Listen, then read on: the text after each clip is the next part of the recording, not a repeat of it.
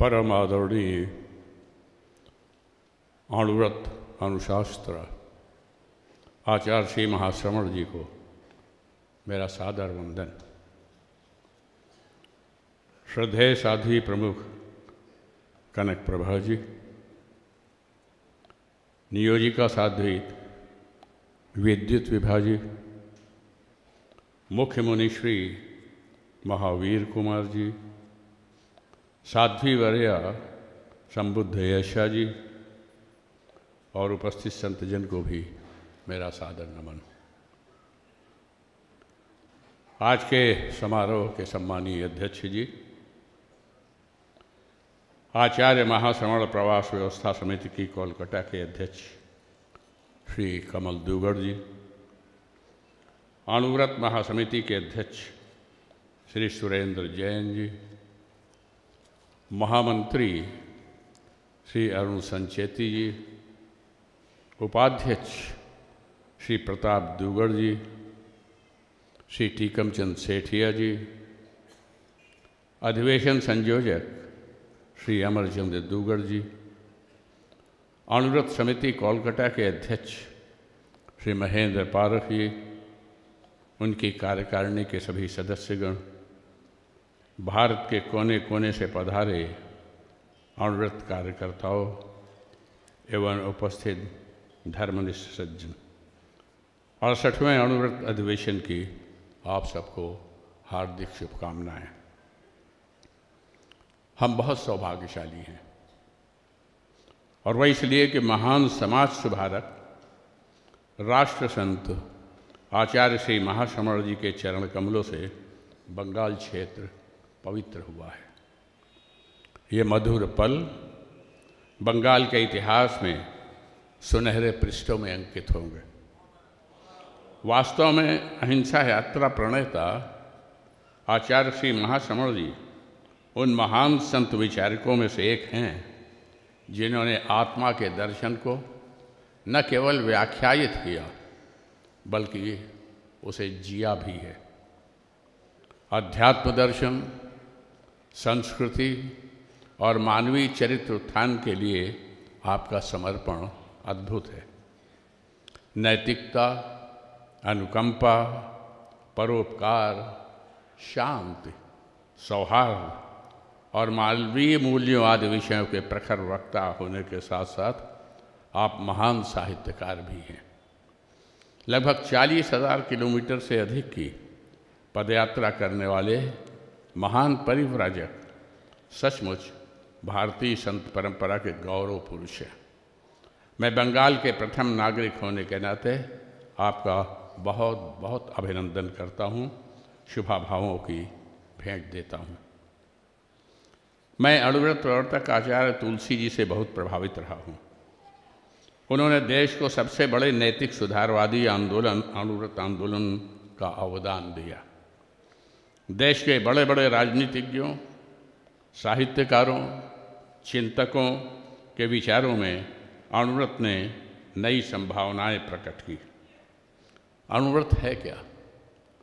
छोटे छोटे 11 नियमों के माध्यम से नैतिक निर्माण का असांप्रदायिक आंदोलन है अणुव्रत। दूसरे शब्दों में कहें तो अणुव्रत स्वयं को बेहतर बनाने का एक दर्शन है। व्यक्ति के चरित्र निर्माण ही अणुव्रत दर्शन का मूल आधार है। मैं अभी महाश्रवण जी के उद्बोधन को बहुत ध्यान से सुन रहा था। भारत में प्रमुख रूप से 4 धर्म हैं: सनातन धर्म, जैन धर्म और भारत से ही उत्पन्न हुआ बौद्ध धर्म और सिख धर्म। लेकिन इन सभी धर्मों में एक विशेष बात है, इनमें हिंसा का स्थान नहीं है। कभी भी इन धर्मों में हिंसा का प्रचार नहीं किया गया।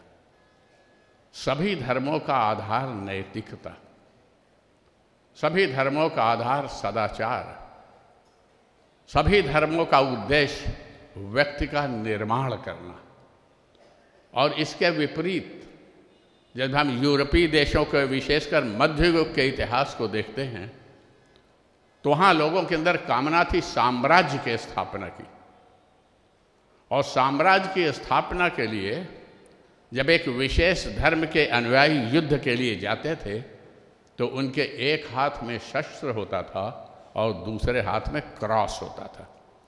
यानी वो साम्राज्य स्थापित करने के साथ साथ धार्मिक साम्राज्य भी स्थापित करने की चेष्टा करने के लिए जाते थे। और उसका परिणाम हुआ कि यद्यपि हजारों वर्ष बीत रहे हैं, सैकड़ों वर्ष बीत गए हैं, फिर भी उन धर्मों में सात्विकता का अभी भी जन्म नहीं हुआ। उन धर्मों में से अभी हिंसा बाहर नहीं हुई, उन धर्मों के अंदर कठोरता गायब नहीं हुई। धार्मिक प्रचार और प्रसार के लिए विभिन्न प्रकार के उपायों का प्रतिपादन करने वाले लोगों के मन के अंदर सात्विक भाव अभी भी उत्पन्न नहीं हो पाया। और भारत में विशेष रूप से सभी धर्मों में, और उसमें भी विशेष रूप से जैन धर्म में जो उन्होंने सिद्धांत अपनाए उसमें अहिंसा प्रमुख, सदाचार प्रमुख। ये अणुव्रत है क्या? मनुष्य को बनाने का एक प्रयास। हमारे शरीर के अंदर असंख्य कोशिकाएं हैं, हमारे शरीर के अंदर मीलों लंबी रक्तवाहिनियां हैं, और अणु का मतलब एक बहुत छोटा सा अंश। व्रत का मतलब मेरी दृष्टि में संकल्प। यदि हम अपने शरीर का एक बहुत छोटा सा अंश भी इन संकल्पों को लेकर के आगे बढ़ें तो हमारा सारा शरीर शुद्ध होगा, हमारी चेतना शुद्ध होगी, हमारी विचारधारा शुद्ध होगी। हम इसको कई प्रकार से स्थापित कर सकते हैं। मैं एक कार्य में लगा हुआ हूं, मेरा पड़ोसी संपत्ति अर्जित कर रहा है, मेरे मन के अंदर क्या भाव आएगा? इसके पास इतनी संपत्ति, मेरे पास क्यों नहीं? जिस दिन मन के अंदर यह विचार आएगा उस दिन मन के अंदर एक दुर्गुण जन्म लेगा जिसको हम कहते हैं ईर्ष्या। और जब मन के अंदर यह ईर्ष्या पैदा हो जाएगी तो उससे जुड़े हुए अनेक प्रकार के अवगुण हमारे हृदय के अंदर पैदा हो जाएंगे। मैं भी उतनी ही संपत्ति अर्जित करूं चाहे जिस प्रकार से, यहां अनैतिकता आ जाएगी, यहां स्पर्धा आ जाएगी, अस्वस्थ स्पर्धा आ जाएगी। लेकिन हम अणुव्रत के सिद्धांतों का अगर पालन करते हैं तो हम निष्प्रिय हैं। पड़ोसी कितनी भी संपत्ति अर्जित कर दे, हम निष्प्रिय हैं, हम निर्लिप्त हैं, हम अपने कार्य में लगे हैं। वो कितनी संपत्ति अर्जित करना है उससे मतलब नहीं है। और इसलिए हमारे मन के अंदर जो अनेक ऐसे भाव पैदा होते हैं जिनको हम कह सकते हैं विकृत है, विकार हैं, उन विकार के भावों का जन्म नहीं होगा। लेकिन ईर्ष्या जब पैदा होगी तो हम दूसरे को नीचा दिखाने के लिए अनेक प्रकार के उपायों की तलाश करेंगे। उसमें फिर हिंसा, प्रतिद्वंदिता, और उसमें उसको नीचा दिखाने के लिए हर प्रयास, और इन कुत्सित प्रयासों से हमें बचने के लिए अगर कोई एक सिद्धांत हमारे सामने उपस्थित है तो हम बड़े निश्चित रूप से कह सकते हैं वह है अणुव्रत का सिद्धांत, निर्लिप्तता, निष्पक्षता, अहिंसा। जब हम अहिंसा के मार्ग को अपनाएंगे, हिंसा को छोड़ देंगे, तो हम देखेंगे हमारे समाज के अंदर एक दूसरे प्रकार की स्थापना हो जाएगी। शांति के प्रवाहक, शांति के दूत के रूप में हम प्रकट हो जाएंगे। आज विश्व में जो स्पर्धा चल रही है बड़े बड़े देशों के अंदर आयुधों के निर्माण करने की, अस्त्र शस्त्र के निर्माण करने के लिए, बड़े बड़े हवाई जहाज, आक्रमण करने वाले हवाई जहाज, पानी के जहाज, हथियार, तोपें, ये सब बन रहे। क्यों बन रही? ये बिक्री के लिए बन रही है। किनको बिक्री के लिए बन रही है? जिनके हृदय के अंदर या तो कहीं दूसरे देशों के क्षेत्र को अपनाना या दूसरों को नीचा दिखाना उनके लिए बन रही है। तो यह इस विकृति से जब हमारा संसार जुड़ा हुआ है तो उस विकृति को कौन दूर करेगा? उस विकृति को भले ही अभी उतने स्तर पर न हुआ हो, लेकिन भारत का प्रयास शांति और अहिंसा का संदेश दूर कर सकता है। अणुव्रत इसमें बहुत बड़ी मात्रा में सहायक हो सकता है। व्यक्ति के निर्माण का कार्य, हम चरित्र निर्माण नहीं करेंगे तो कैसे व्यक्ति की उपयोगिता को सिद्ध करेंगे? व्यक्ति के अंदर अगर चरित्र का अभाव होगा तो अनेक प्रकार के दोष सामने आते हैं। उन दोषों के कारण समाज प्रदूषित हो जाता है। इसलिए समाज को प्रदूषण से बचाने के लिए, चारित्रिक प्रदूषण से बचाने के लिए आवश्यकता है कि हम मन को शुद्ध रखें। मन को शुद्ध कर रखने से चरित्र भी हमारा सुनिश्चित होगा और हम विकारों से अपने को दूर रखेंगे। इसलिए ऐसे प्रयासों में अणुव्रत बहुत ही मददगार, बहुत ही सहायक सिद्ध होगा। मैं बहुत से इस प्रकार के उदाहरण दे सकता हूँ, उसकी आवश्यकता है नहीं, क्योंकि महाराज जी का बहुत विद्वतापूर्ण उद्बोधन हमने सुना है और हम सब उससे प्रेरित हुए हैं। आचार्य जी ने जीवन विज्ञान एवं प्रेक्षा ध्यान के माध्यम से अणुव्रत दर्शन का प्रायोगिक रूप प्रस्तुत कर तमाम दुनिया को उत्कृत किया है। वर्तमान अणुव्रत अनुशास्त्रा आचार्य श्री महाश्रमण जी भी अहिंसा यात्रा के साथ सद्भावना, नैतिकता और नशा मुक्त के अणुव्रत संदेशों को लेकर हजारों किलोमीटर की पदयात्रा द्वारा जिस प्रकार भारतवासियों का और पड़ोसी देशों का भला कर रहे हैं, वास्तव में यह वर्तमान काल का बहुत महत्वपूर्ण कार्य है। इस पर मुझे विश्वास है कि नए इतिहास का सृजन होगा। मैं कह सकता हूँ कि आचार्य जैसे परोपकारी महातपस्वी महात्मा सदियों में कभी कभी पैदा होते हैं, जिन्हें हम शताब्दी पुरुष भी कह सकते हैं। कौन इतना लंबा भ्रमण करेगा? किस उद्देश्य को लेकर के कौन इतना भ्रमण करेगा?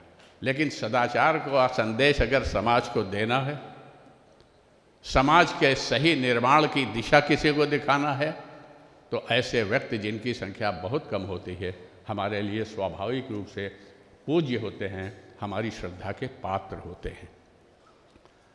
आपकी असम यात्रा के दौरान माननीय प्रधानमंत्री श्री नरेंद्र मोदी जी ने बरपेटा से आपको श्रद्धा प्रणति दी, बहुत विशेष बात थी। आपकी बिहार यात्रा में वर्तमान महामहिम राष्ट्रपति श्री रामनाथ कोविंद जी का दो बार आकर आपसे मार्गदर्शन पाना भी एक बहुत विशिष्ट कार्य था। अभी बंगाल के मुख्यमंत्री ममता बनर्जी ने बंगाल की तरफ से जिस प्रकार वर्धापित किया वह विलक्षण था। आपकी अनुशासना में लाखों लाखों कार्यकर्ता अणुव्रत से जुड़कर देश की जड़ों को सिंचन का कार्य कर रहे हैं। डॉक्टर महेंद्र कर्णावत जैसे जीवनदानी कार्यकर्ता काशवली बरजाल जैसे गांवों को पूर्णतः नशा मुक्त करने का प्रयास कर रहे हैं। गत वर्ष उज्जैन में आयोजित सिंहस्थ महाकुंभ जैसी जगहों पर हजारों लोग अणुव्रत से जुड़े। दिल्ली में राजपथ और लाल किले से भारत पर्व में अणुव्रत अनुगुंजित हुआ है। राष्ट्रीय कवि सम्मेलन और राष्ट्रीय साहित्यकार सम्मेलनों के माध्यम से देश के प्रबुद्ध रचनाकारों ने अपनी लेखनी में अणुव्रत को ढालकर जनमानस तक पहुंचाया है। लोगों ने इसका स्वागत किया है, क्योंकि अणुव्रत अभियान सबके लिए है। जो व्यक्ति जिस धर्म को मानता है, अणुव्रत उसी धर्म का बेहतर अनुयायी बनने की प्रेरणा देता है। अणुव्रत का मूल उद्देश्य है अहिंसात्मक, सामाजिक, राजनीतिक विश्व व्यवस्था स्थापित कर पूरी दुनिया को सुंदर बनाने के लिए हर व्रत को अणुव्रत से जोड़ना। फिर भी हम राजनीतिक नहीं हैं, हमारा आंदोलन राजनीतिक नहीं है, यह शुद्ध मानवतावादी है। यह शुद्ध समाज को विकसित करने की दिशा में, स्वस्थ समाज को विकसित करने की दिशा में एक प्रयास है। मैं महान उद्देश्य के प्रसारक आचार्य श्री महाश्रमण जी का स्वयं दर्शन प्राप्त करना चाहता था, परंतु पहले ऐसा नहीं हो सका। मुझे आपके श्री चरणों में बैठकर आज आपका दर्शन करने का सौभाग्य प्राप्त हुआ। आज यहाँ आकर अणुव्रत अधिवेशन का उद्घाटन करते हुए मैं बहुत ही अपने को गौरवान्वित महसूस कर रहा हूँ। मेरा विश्वास है कि यहाँ नई ऊर्जा शक्ति का विकिरण हो रहा है। 3 दिनों में अणुव्रत कर्मी नई कर्मजा शक्ति से आत्मविश्वास, परिवार विकास, समाज विकास एवं देश विकास में अधिक कार्य कर सकेंगे, यह मेरा विश्वास है। आपका यह प्रवास महाश्रमण जी निश्चित रूप से नई संभावनाएं पैदा करेगा, ऐसा मेरा विश्वास है। 68वां अणुव्रत अधिवेशन बहुत सफल रहे आपकी आगामी दक्षिण यात्रा के लिए मेरी मंगल कामना। आपका आगामी प्रवास शुभ हो, मंगलकारी हो। इन्हीं भावों से पुनः पुनः आपका अभिनंदन करते हुए अपनी वाणी को मैं विराम देता हूँ। जय अणुव्रत, जय भारत।